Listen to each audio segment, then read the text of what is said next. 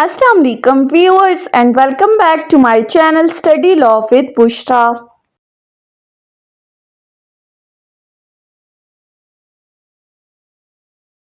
So in today's video we are going to discuss the topic of section 21 of Civil Procedure Code 1908. But before starting the discussion, I request you all to please subscribe to my channel and don't forget to press the bell icon for latest updates. Do share this video with your friends and don't forget to comment your feedback. So let's move towards the discussion.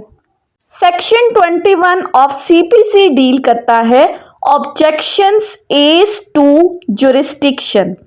अब इस title को अगर हम देखें तो यहाँ पर बात की गई है जुरिस्डिक्शन क्या है, किसी भी कोर्ट का इख्तियार समात, यानी कि अगर किसी कोर्ट के इख्तियार समात से रिलेटेड किसी को कोई एतराज़ है तो वो एतराज़ उसने कब रेस करना है, यानी कि कोर्ट के पास पावर ही नहीं है इस केस को सुनने की, तो इस ऑब्जेक्शन को आप किस स्टेज पर रेस कर सकते हैं। आया जिस टाइम सूट इंस्टीट्यूट हुआ था उस टाइम पे आपने रेस करना है, या फिर इश्यूज फ्रेम हो चुके हैं या इश्यूज फ्रेम होने हैं, इश्यूज फ्रेम होने से पहले या बाद में, या फिर फाइनल आर्ग्यूमेंट्स के टाइम पे आपने ये ऑब्जेक्शन रेस करनी है, या फिर हम कह सकते हैं कि अगर केस एविडेंस के स्टेज पर पहुंच चुका है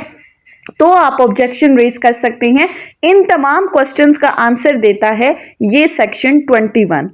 लेकिन इस सेक्शन को समझने से पहले आपने माइंड में लाने हैं सेक्शन 15 से सेक्शन 20, जिनमें हमने डिस्कस किया था territorial jurisdiction of the civil courts के प्लेस ऑफ सुइंग से रिलेटेड किस किस सिविल कोर्ट के पास जुरिस्डिक्शन है। अब टेरिटोरियल जुरिस्डिक्शन को हम ऑलरेडी डिटेल में डिस्कस कर चुके हैं, जहां पर हमने काइंड्स ऑफ जुरिस्डिक्शन को डिस्कस किया था, उसका लिंक मैं यहां पर अटैच कर देती हूं। यहां हम डिटेल से इस चीज को डिस्कस नहीं करेंगे। सो सेक्शन 15 से 20 हमने कहा था कि अगर कोई इमूवेबल प्रॉपर्टी है, अगर वो कहाँ पे सिचुएटेड है तो कौन सी सिविल कोर्ट के पास जुरिस्डिक्शन होगी, या अगर कोई मूवेबल प्रॉपर्टी है तो उसमें किस सिविल कोर्ट के पास जुरिस्डिक्शन है, कौन सी सिविल कोर्ट कॉम्पिटेंट है, ये चीजें हम ऑलरेडी डिस्कस कर चुके हैं।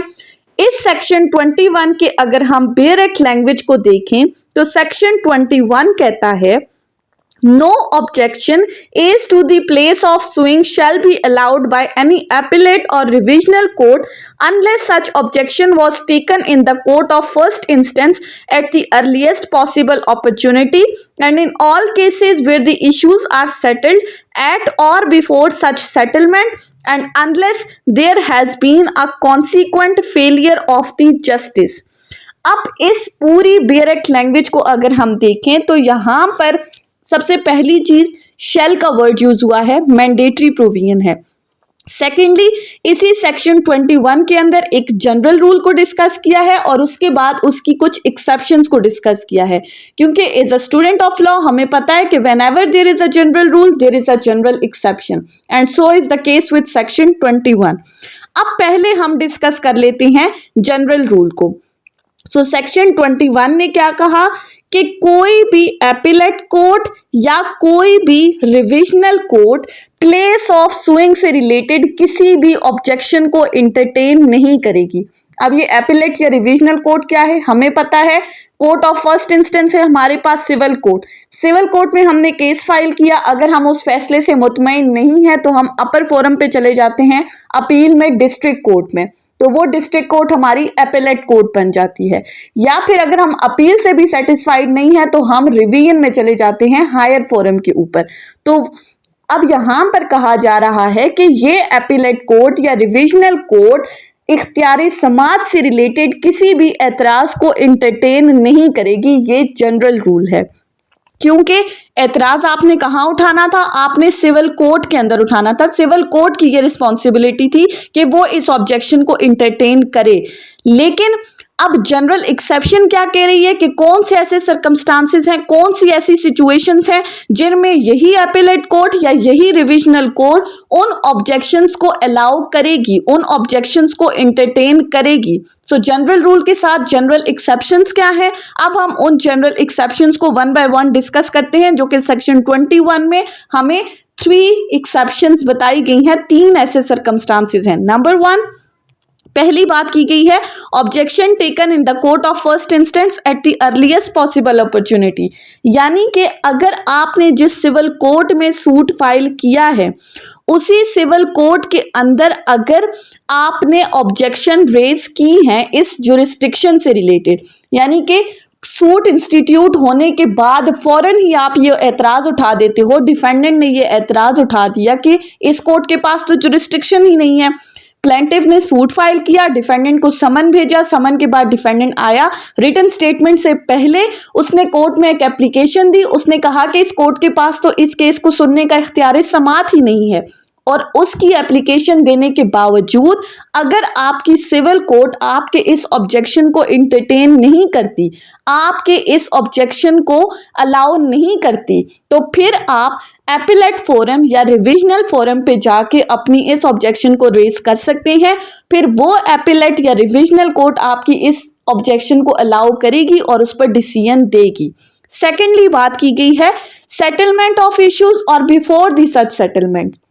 दूसरी चीज कही गई है कि अगर आपने सिविल कोर्ट में ऑब्जेक्शन रेज की है उस टाइम जिस टाइम पर अभी इश्यूज फ्रेम किए जा रहे थे या इश्यूज फ्रेम होने से पहले आपने ऑब्जेक्शन रेज की। अब प्रोसीजर तो हमें पता है, प्लेंटिफ आया, उसने प्लेंट दी, उसके बाद समन जारी हुए, समन जारी होने के बाद डिफेंडेंट आया, डिफेंडेंट रिटन स्टेटमेंट देगा, उसके बाद पार्टीज के दरमियान कोर्ट इश्यूज फ्रेम करेगी कि एक्चुअल पॉइंट ऑफ कंट्रोवर्सी क्या है, इनके दरमियान डिस्प्यूट्स क्या हैं, क्या जो प्लेंटिफ